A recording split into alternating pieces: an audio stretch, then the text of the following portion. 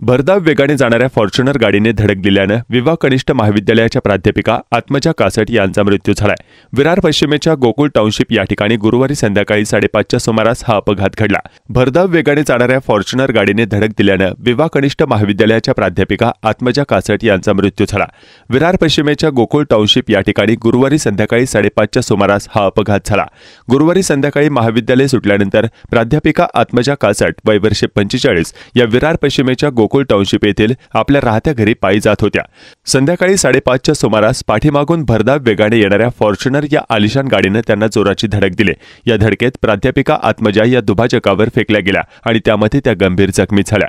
त्यांना विरारच्या खासगी रुग्णालयात दाखल करण्यात आलं होतं, मात्र उपचार सुरू असताना रात्री 10च्या सुमारास त्यांचा मृत्यू झाला। अर्नाळा सागरी पोलिसांनी चालक शुभम पाटील वय वर्ष 24 याला ताब्यात घेतला। त्याने मद्यपान केल्याची माहिती स्थानिकांनी दिली आहे। प्राध्यापिका आत्मजा कासट या विवा कनिष्ठ महाविद्यालयात इंग्रजी विषय शिकवत होत्या। त्या सामाजिक क्षेत्रात सक्रिय होत्या।